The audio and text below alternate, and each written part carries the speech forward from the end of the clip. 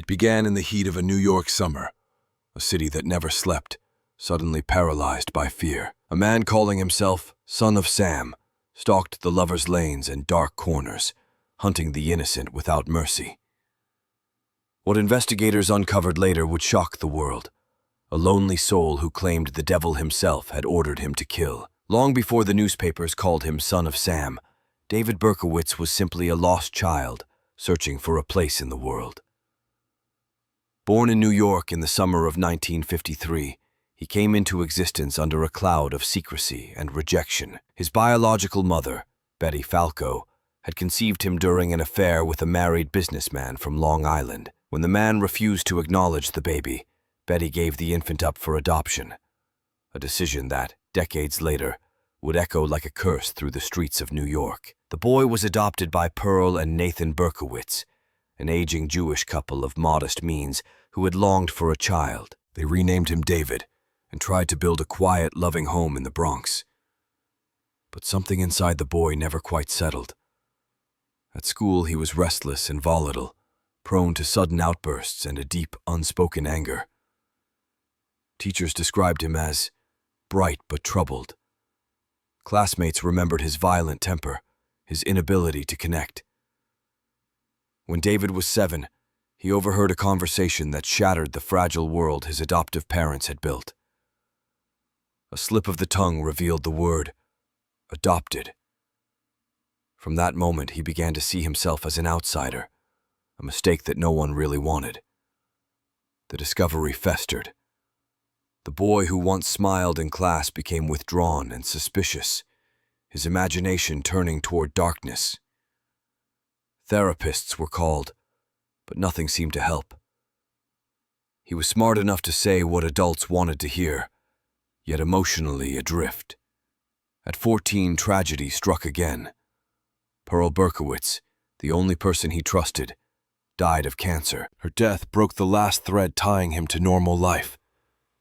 In a household that avoided open displays of emotion, David was left to grieve alone. His father soon remarried, a decision that filled the teenager with fury. He saw the new wife not as comfort, but as betrayal. By the time he finished high school, his loneliness had hardened into resentment, against family, against women, against the world.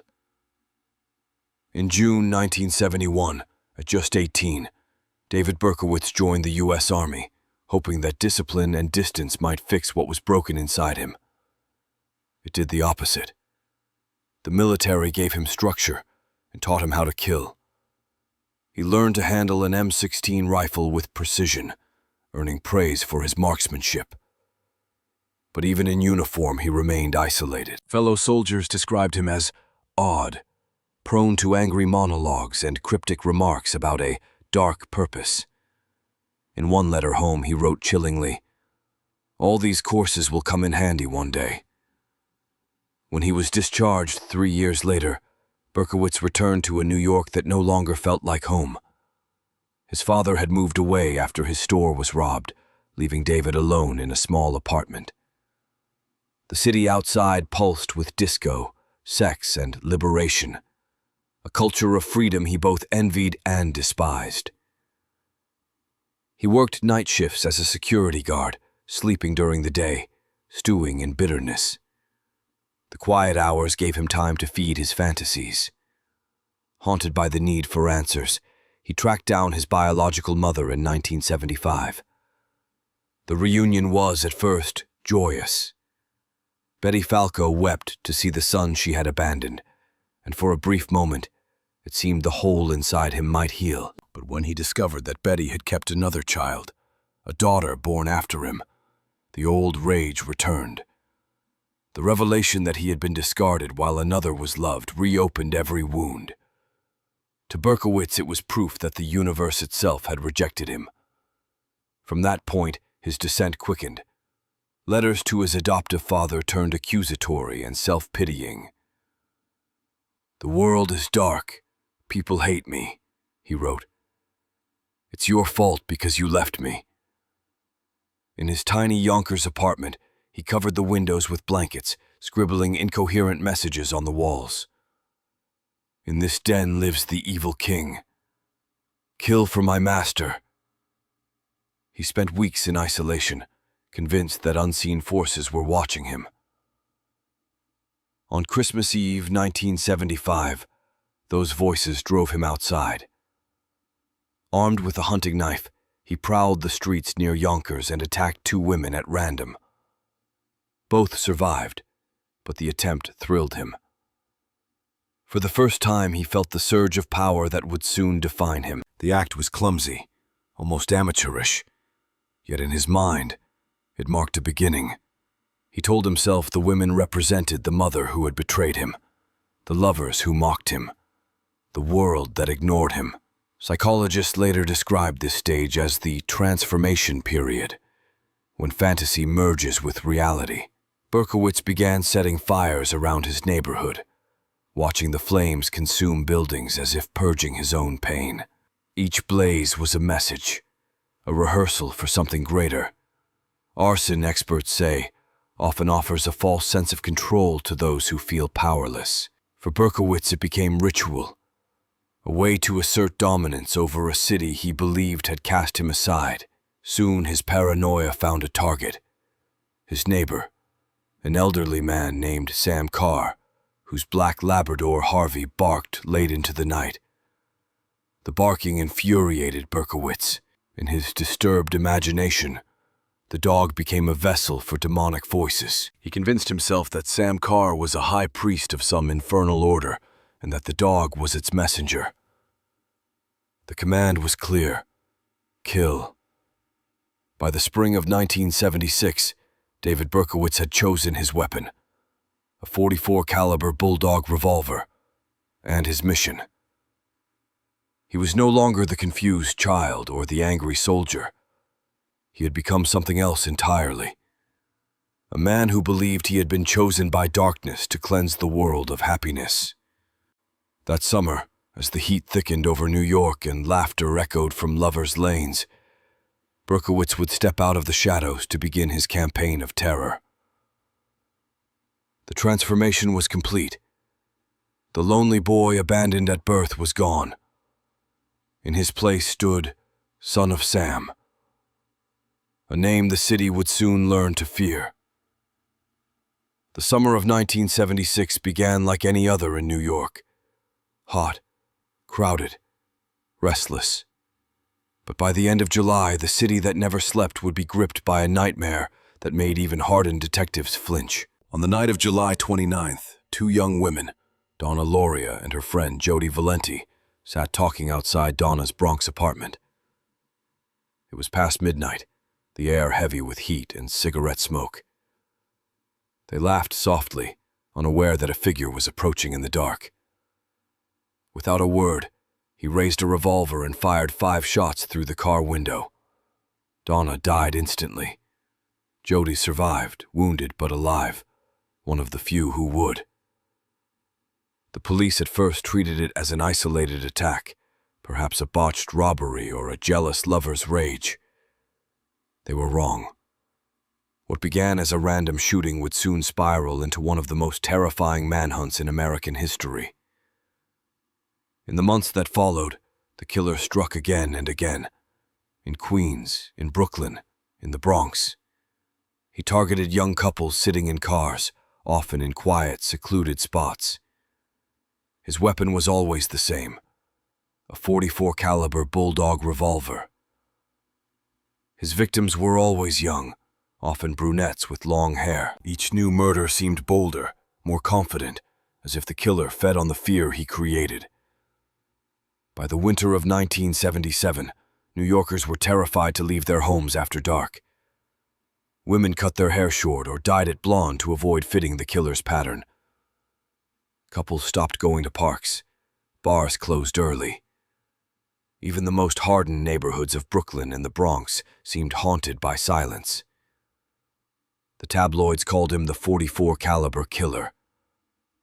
Then, in March, after another attack left a young woman named Virginia Voskerichian dead on a Queens sidewalk, the police confirmed what many already suspected. The same gun had been used in several shootings. The city realized it was dealing with a serial killer. Commissioner Michael Codd addressed reporters, confirming the link between the murders. For the first time, officials publicly admitted that New York was under siege by one man, a man who seemed to kill for pleasure. The story exploded. Newspapers fought for every scrap of information, feeding a public starved for horror.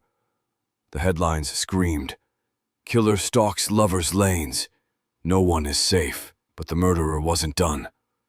In April, he struck again, this time leaving behind something that would define him forever. At the scene of a double murder in the Bronx, police discovered a letter addressed to the head of the investigation, Captain Joseph Borelli. Written in rambling, almost poetic language, it mocked the police and signed off with a name that would soon become infamous. Yours truly, Son of Sam. In the letter, the killer claimed he was controlled by a demonic force. He referred to Father Sam, a figure who demanded blood to be satisfied. "I love to hunt," the note read, "roaming the streets looking for fair game, tasty meat. The women of Queens are the prettiest of all." The handwriting was neat, the spelling deliberate. Psychologists later noted a chilling detail. The word women was repeatedly misspelled in a way that, if rearranged, could spell demon. Whether intentional or not, it hinted at the twisted logic inside his mind. When the letter was leaked to the press, panic erupted. The name Son of Sam was instantly burned into the public imagination. It was theatrical, biblical, and horrifying. The perfect brand for the media age. Overnight, he became more than a killer. He became a myth. Police resources were stretched to the breaking point. 75 detectives and more than 200 officers were assigned to the case, forming what became known as the Omega Task Force. They analyzed thousands of tips, interrogated suspects, and examined every .44 caliber gun registered in the state. But the killer was always one step ahead, vanishing into the night after each strike. Meanwhile, the media frenzy reached fever pitch. Every morning, the tabloids printed lurid speculation, turning tragedy into theater. The Daily News and New York Post competed for exclusive details, amplifying public fear. Some journalists described it as a city holding its breath. The phrase, "Summer of Sam," was born, a season of heat, madness, and paranoia. In May, the killer sent another letter, this time directly to Daily News columnist Jimmy Breslin. The note arrived with chilling precision, written in the same distinctive hand, filled with grandiose rambling about demons and compulsion. "Sam's a thirsty lad," he wrote. "He won't let me stop killing until he's had his fill of blood." Breslin published the letter, and it ignited the city. Phone lines at police headquarters rang non-stop. Everyone had a suspect, a neighbor, an ex-boyfriend, a co-worker. Detectives worked around the clock.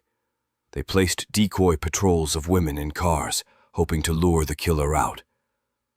They searched basements, parks, and alleys, but the murders continued. Each time he struck, he disappeared into the maze of the city, faceless, silent, unstoppable. Then, in late July 1977, the terror reached its peak. 20-year-old Stacy Moskowitz and her date, Robert Violante, were sitting in a parked car in Brooklyn when 4 shots tore through the window. Stacy died in the hospital. Robert was left blinded. It was the killer's final attack, and the one that would ultimately lead to his capture. The police were desperate. Reporters camped outside precincts. The city was suffocating under fear and heat. One witness, walking her dog near the scene of the last shooting, mentioned seeing a man in a car parked illegally near a fire hydrant. That small detail, almost overlooked, would become the thread that unraveled everything. Investigators traced a parking ticket issued that night to a man in Yonkers named David Berkowitz. When officers peered through the window of his Ford Galaxy, they saw a rifle bag and a handwritten letter addressed to another police chief. Inside, he had written, "You cannot stop me. I am ready." It was over. When detectives surrounded Berkowitz outside his apartment, he didn't resist. He smiled and said, "You got me.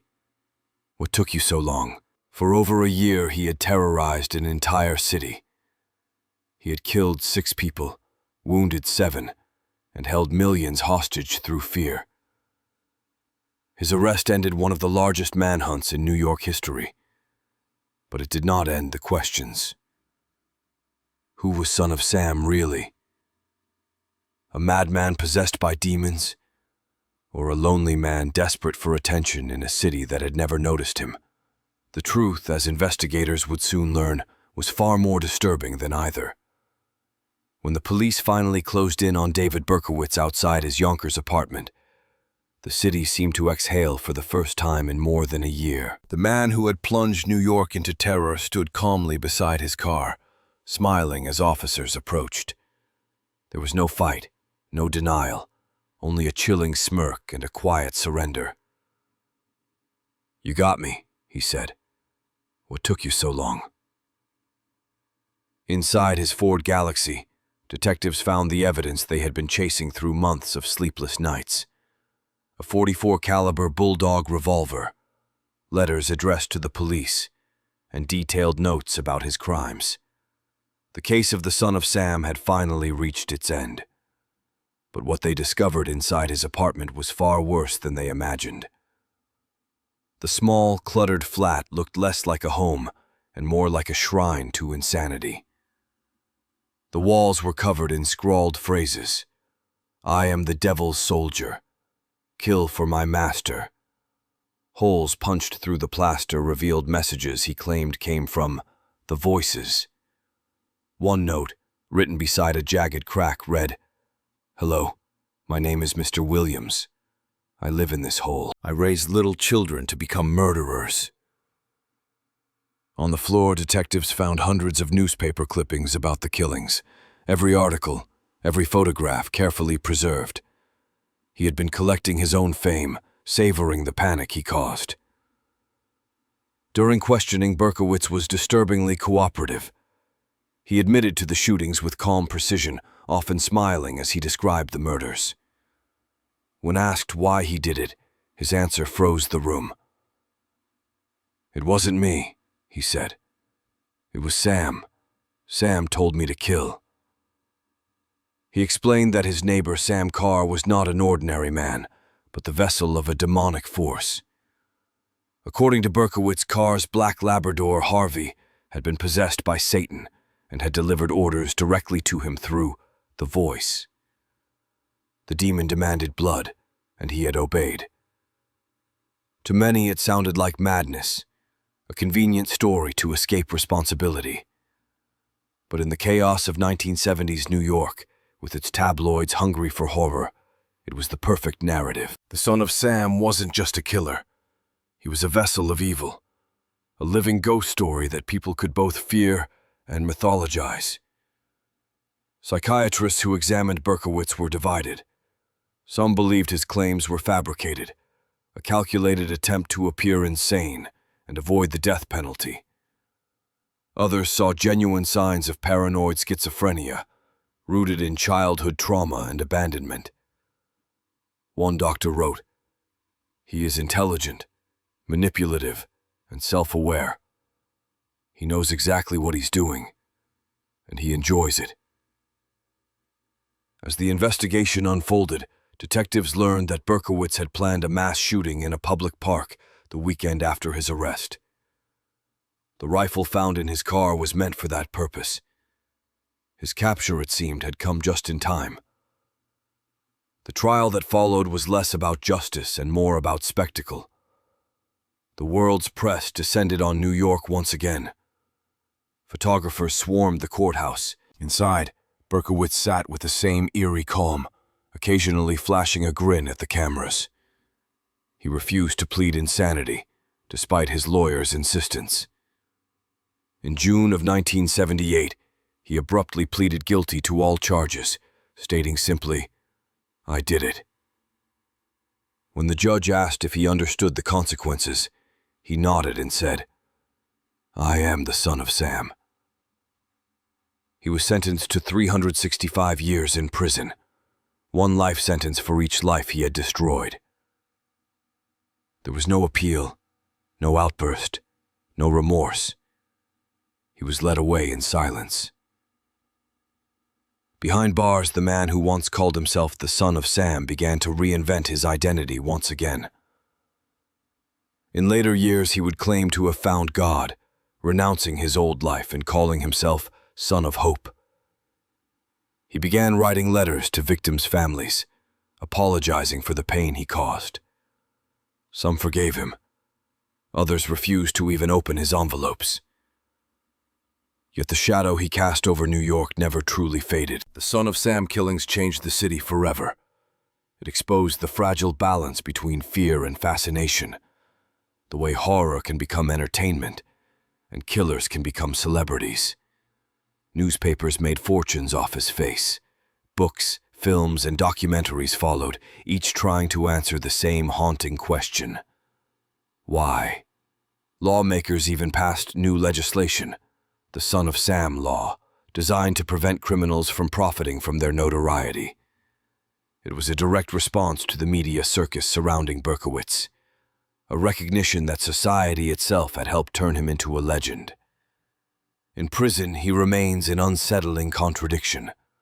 Polite, articulate, and reflective, yet still capable of smiling when asked about his crimes. Some who have met him describe a man at peace. Others say his calm is only another mask. More than 40 years have passed, but his story continues to echo through the collective memory of New York. The summer of 1977, the summer of Sam, marked the moment when fear became an epidemic, spreading through headlines, whispers, and sleepless nights. It revealed the city's darkest fears, not just of death, but of the idea that evil could wear the face of an ordinary man. David Berkowitz killed 6 people and wounded 7 more, but his true legacy lies in what he stole from millions: their sense of safety, their faith in the ordinary. The Son of Sam didn't just murder his victims, he terrorized a city's soul. And in that way, his shadow still lingers, drifting through the hot nights of New York, whispering from forgotten alleyways. I am still here.